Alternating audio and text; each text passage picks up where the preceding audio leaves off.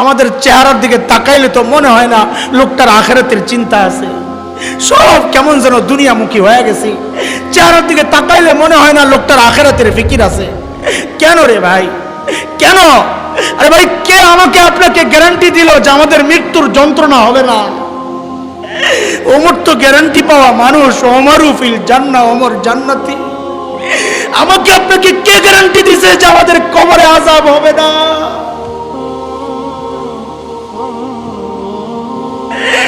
কে guarantee দিছে বলেন? আবু বকর তো জান্নাতের গ্যারান্টি পাওয়া মানুষ। আবু বকর ফিল জান্নাহ, আবু বকরের এই চিন্তা। আমাকে আপনাকে কে গ্যারান্টি দিল যে আমরা জান্নাত পায়া যাব? বলেন না, কে গ্যারান্টি দিল? কেন এমন হয়ে গেলাম? কেন এমন হয়ে গেলাম? কোনো ভয় নাই, গুনাহ করতেছি, কোনো চিন্তা নাই। চুল পাকতে পাকতে সাদা হয়ে গেছে, দাড়ি পাইকা সাদা হয়ে গেছে, এখনো গুনাহ ছাড়তে পারি না। ও যুবক, তুমি ভাবতেছো তোমার মৃত্যু এখনো অনেক দেরি আছে। না না, কে জানে, বলো কে জানে এই মজলিসে এমন মানুষ থাকতে পারে যার কাফনের কাপড়টা দোকানে চলে আসছে। এমনও তো হইতে পারে কালকে খবর পাইতে পারে বয়ান করে গেল মাওলানা হাসান জামিল তো দুনিয়ায় না।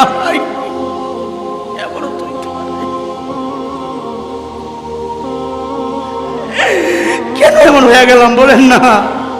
কেন এমন হয়ে গেলাম? ও ভাই, কিভাবে বললে বুঝবা? কিভাবে বললে বুঝবা? কিভাবে বললে গুনাহ ছাড়বা? বলো বলো।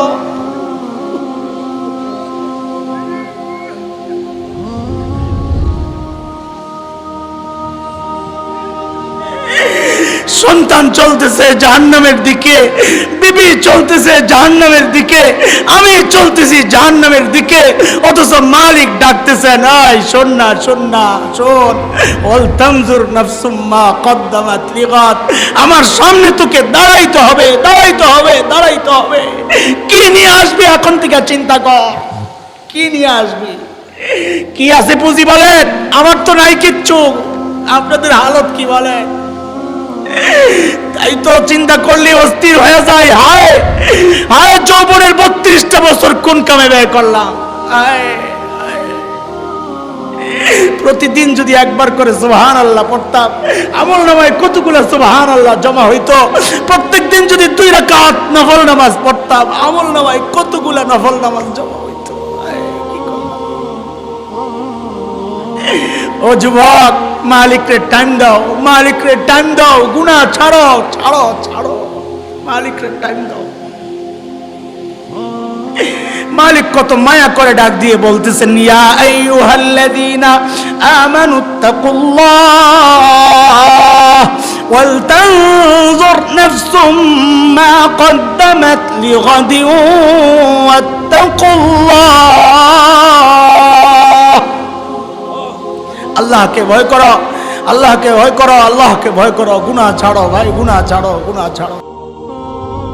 তোর সময় আবু লুলু মাজুসির ছেলে বিষাক্ত খঞ্জর দিয়া যখন পেটের মধ্যে চালায় ফজরের নামাজের সময়, বিষের তাড়নায় হযরত ওমর নারী বুড়ি বের হয়ে গেছে, কাপড় দিয়ে পেঁচাইয়া হযরত ওমরকে শোয়া দেওয়া হয়েছে। হযরত ওমর বেহুশ, একজনের কোলে মাথা।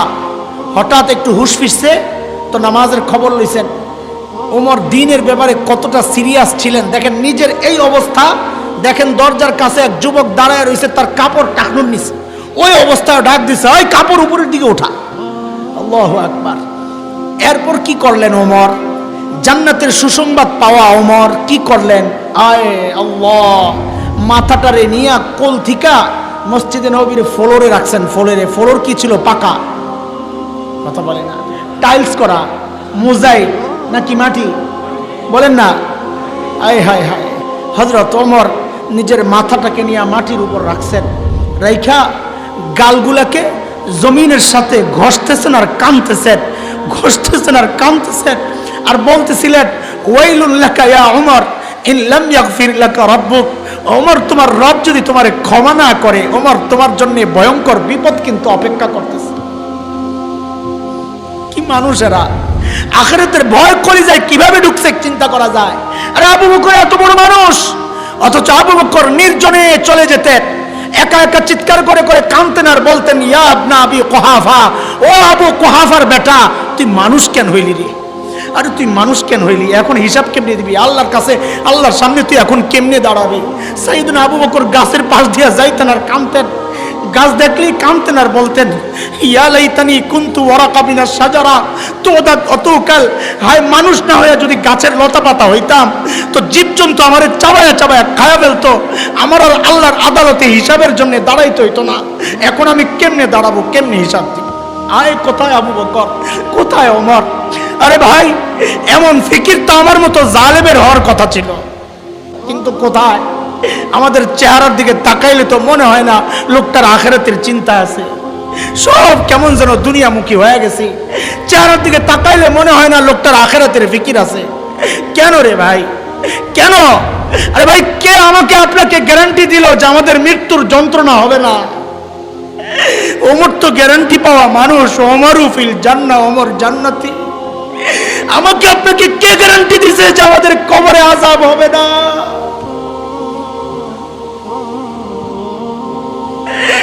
কে গ্যারান্টি দিছে বলে? আবু বকর তো জান্নাতের গ্যারান্টি পাওয়া মানুষ, আবু বকর ফিল জান্নাহ, আবু বকরের এই চিন্তা। আমাকে আপনাকে কে গ্যারান্টি দিল যে আমরা জান্নাত পায়া যাব? বলেন না, কে গ্যারান্টি দিল? কেন এমন হয়ে গেলাম? কেন এমন হয়ে গেলাম? কোনো ভয় নাই, গুনাহ করতেছি, কোনো চিন্তা নাই। চুল পাকতে পাকতে সাদা হয়ে গেছে, দাড়ি পাইকা সাদা হয়ে গেছে, এখনো গুনাহ ছাড়তে পারি না। ও যুবক, তুমি ভাবতেছো তোমার মৃত্যু এখনো অনেক দেরি আছে। না না, কে জানে, বলো কে জানে এই মজলিসে এমন মানুষ থাকতে পারে যার কাফনের কাপড়টা দোকানে চলে আসছে। এমনও তো হইতে পারে কালকে খবর পাইতে পারে বয়ান করে গেল মাওলানা হাসান জামিল তো দুনিয়ায় না হয়। এমনও তো হইতে পারে। কেন এমন হয়ে গেলাম বলেন না? কেন এমন হয়ে গেলাম? ও ভাই, কিভাবে বললে বুঝবা? কিভাবে বললে বুঝবা? কিভাবে বললে গুনাহ ছাড়বা? বলো বলো।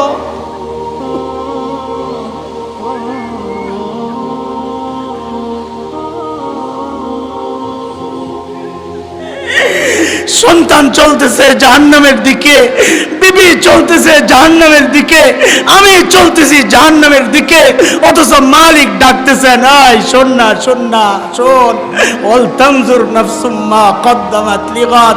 আমার সামনে তোকে দাঁড়াইতে হবে, দাঁড়াইতে হবে, দাঁড়াইতে হবে। কি নিয়ে আসবি এখন থেকে চিন্তা কর, কি নিয়ে আসবি? কি আছে পুঁজি বলেন? আমার তো নাই কিচ্ছু। আপনাদের হালত কি বলে? তাই তো চিন্তা করলে অস্থির হয়ে যায়। হায় হায়, যৌবনের 32টা বছর কোন কামে ব্যয় করলাম। প্রতিদিন যদি একবার করে সুবহানাল্লাহ পড়তাম, আমলনামায় কতগুলো সুবহানাল্লাহ জমা হইতো। প্রত্যেকদিন যদি 2 রাকাত নফল নামাজ পড়তাম, আমলনামায় কতগুলো নফল নামাজ জমা হইতো। কি করলাম? ও যুবক, মালিকরে টাইম দাও, মালিকরে টাইম দাও, গুনাহ ছাড়ো, ছাড়ো, ছাড়ো, মালিকরে টাইম দাও। মালিক কত মায়া করে ডাক দিয়ে বলতেছেন, ইয়া আইয়ুহাল্লাযীনা আমানুত্তাকুল্লাহ ওয়াল তানজুর নাফসুম মা কদ্দামাত লিগাদিন ওয়াত্তাকুল্লাহ। আল্লাহকে ভয় করো, আল্লাহকে ভয় করো, আল্লাহকে ভয় করো। গুনাহ ছাড়ো ভাই, গুনাহ ছাড়ো, গুনাহ ছাড়ো। মালিককে টাইম দাও, আমলনামা ভারী করো, আমলনামা ভারী করো, নেকি দ্বারা ভারী করো। তবে একটা খুশির খবর আছে, শুনবেন? হ্যাঁ, একটা মনের শান্তি, এটা মনের শান্তি। এটা আমার খুব লাগে, এটা নিজে নিজে বাইর হয়েছে, কিন্তু পরে এক বুজুর্গের মুখেও শুনছি, মিল্লা গেছে, খুব খুশি লাগছে। সেটা হইল, যদিও আমরা সাহাবীদের যুগে আসি নাই, পরে আইসাও যে খুব বেশি ঠইয়া গেছি ব্যাপারটা এমনও না। কেন? আগে বললো এটা মনে মনে শান্তি, পাগলের সুখ মনে মনে, কথা আছে না? আমি ওই সুখ মনে মনে। বলেন আমার টমেটোর কেজি এখন কত টাকা? হ্যাঁ, আপনি আপনি নি বসে দিয়েছেন বগি দিয়ে, আরে আমি খেয়াল করি নাই, মাশাআল্লাহ। 120।